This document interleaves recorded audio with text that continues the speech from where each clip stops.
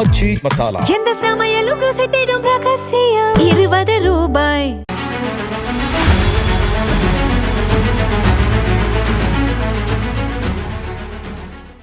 French கலாச்சாரத்தின் ஜன்னல் என்று போற்றப்படும் புதுச்சேரி சுதந்திரத்திற்கு முன்னர் பிரான்ஸ் நாட்டின் காலனி பகுதியாக இருந்தது. இதன் காரணமாக ஆண்டுதோறும் புதுச்சேரிக்கு அதிக அளவு பிரான்ஸ் உள்ளிட்ட பல்வேறு வெளிநாடுகளைச் சேர்ந்த சுற்றுலா பயணிகள் வருகை தருகிறார்கள். அதோடு புதுச்சேரியிலிருந்தும் ஏராளமானோர் பிரான்ஸ் நாட்டுக்கு சென்று வருகின்றனர்.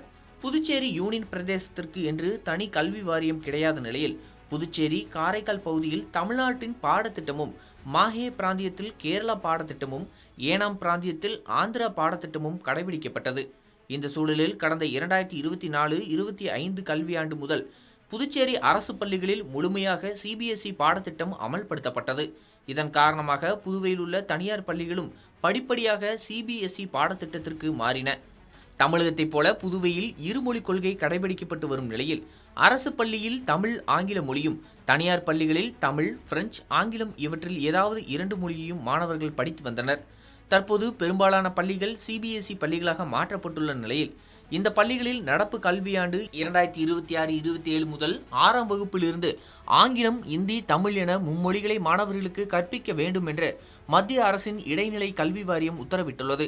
இதன் மூலம் புதுச்சேரி மாநிலத்தின் அடையாளமாக இருந்த பிரெஞ்சு பாடம் நீக்கப்பட்டுள்ளது அந்த பகுதியில் அதிர்வலைகளை ஏற்படுத்தியுள்ளது.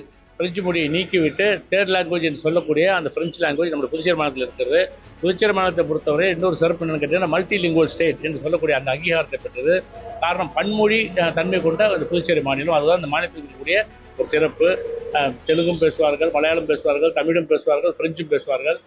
அந்த கலாச்சாரத்தை ஒழிக்க வேண்டும் என்பதற்காக மும்மொழி கொள்கையை கொண்டு வருகின்ற வகையிலே இனிமேல் பிரெஞ்சு கிடையாது என்று சொல்லக்கூடிய வகையிலே ஒரு முடிவை எடுத்திருக்கிறது. கண்டிக்கக்கூடிய ஒன்று. இந்த உத்தரவை பின்பற்றி புதுவையில் தனியார் சிபிஎஸ்இ பள்ளிகள் நடப்பாண்டு கல்வியாண்டு முதல் பிரெஞ்சு மொழி பாடம் நீக்கப்பட்டு ஆங்கிலம், இந்தி, தமிழ் ஆகிய பாடங்கள் நடைமுறைப்படுத்த உள்ளது. மேலும் இனி வரும் காலங்களில் பிரெஞ்சு பாடம் படிக்க வேண்டும் என்றால் மாணவர்கள் தமிழ்நாடு பாடத்திட்டத்தை பின்பற்றும் தனியார் பள்ளிகளை தேடி அலையும் நிலையும் ஏற்பட்டுள்ளது. மத்திய அரசின் மும்மொழி கொள்கையால் புதுச்சேரியின் அலுவல் மொழிகளில் ஒன்றான பிரெஞ்சு நீக்கப்படுவதற்கு அங்கு எதிர்ப்பு ஏற்பட்டுள்ளது.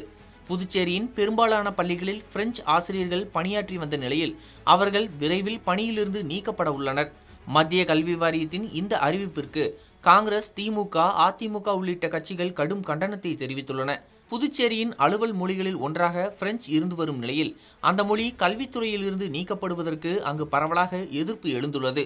இதுகுறித்து புதுச்சேரியில் உள்ளவர்களிடம் கேட்டபோது அவர்கள் தங்கள் கருத்துக்களை புதிய தலைமுறையிடம் பகிர்ந்து கொண்டனர்.